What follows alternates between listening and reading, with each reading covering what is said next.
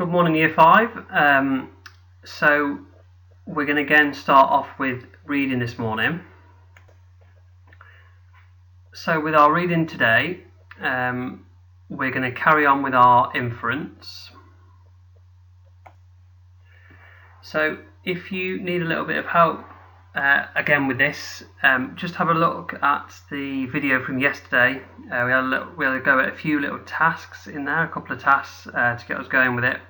And just remember that inference is about reading between the lines, so it may not be written down in there. Okay, so you've still got the same text, still got the guide dogs text to help you, and there's about 4 questions for you to be getting on with in your packs.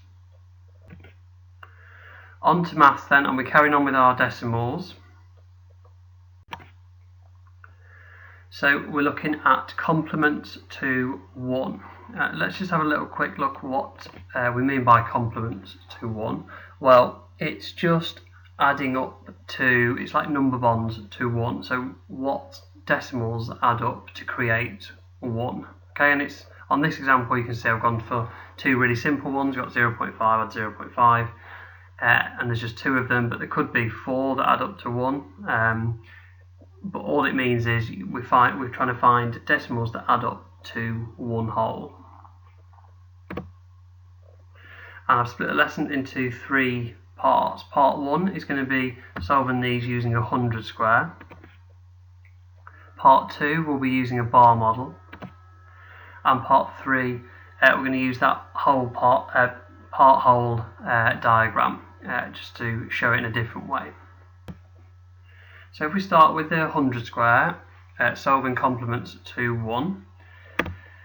If we bring our 100 square up and if we put that shaded area over the top, now we can see we've got 3 columns highlighted, so that must be, remember each square is 100 because it's 100 square, and the whole square represents 1. So if we've got 3 columns highlighted, that must be 0.3, and then we've got 4 extra ones. So we are going to have 0.34 in red. And so if we wanted to know what we need to add up to get to 1, we need to add up this other area here, which is in blue now. And you can see we've got 1, 2, 3, 4, 5, 6 columns, so 0.6 plus 1, 2, 3, 4, 5, 6 spare. So what we're missing then must be 0.66. And what we can say is that 0.34 plus 0.66 adds up to 1, because you can see the whole square is now shaded and the whole square equals 1. Looking at it a different way, what we actually did really is we got 1 and we took away 0.34 and our answer is 0.66. So another way that we can solve these is to use a bar model. And if we look at this example, 0.62 plus something equals 1. So if we start with our bar model, obviously our answer is 1 at the bottom, and we know 0.6 is there. So we need to find out what is missing, what is in that purple box. So the way that we can do that is we can use the inverse. So we're going to do 1 take away 0.62. Now, one little tip for this, if you're struggling with the 0 point and the decimal number part, what you can imagine this is, imagine it like you've seen the 100 square. You can imagine 1 being 100 and 0.62 just being 62. So if you get 100 and take away 62, you get 38, but in this case obviously it'll be 0.38. So that's one little way that you can begin to solve these in a much easier way. And then finally, the solving part whole, very much similar to the bar model.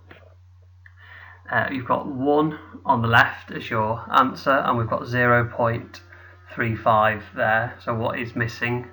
underneath that. Again, if you want to think of this as 1 being 100, we could do 100 take away 35, or 1 take away 0.35, that will equal 0.65. And again, guys, don't forget to have a go at your times table Rockstars.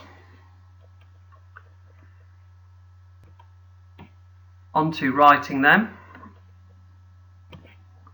Carrying on with our titanium music video text and working our way towards writing a first person narrative, we're just going to gather some ideas today.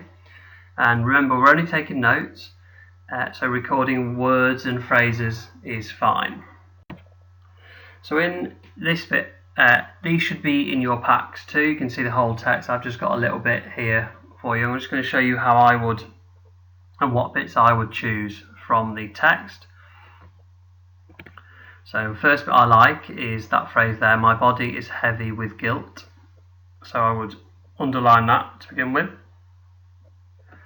And then the next bit that stands out for me is that I like that opener, sitting motionless on the floor.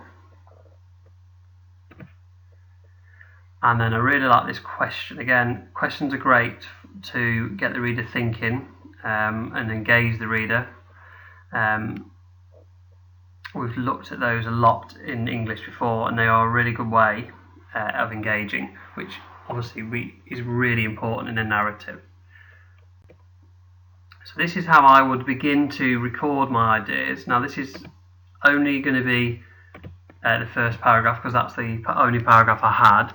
But what I would do is, what I've done, I've put the basic, what happens in that particular paragraph, and then I'm just going to generate my ideas from the text. So basic idea is that he wakes up in the school corridor with devastation all around me, gather my thoughts and leave the school. So that's my basic story idea in that first paragraph, and all I'm going to do is write in my ideas that I found from text. Okay, and I would continue that into the next paragraph and so on.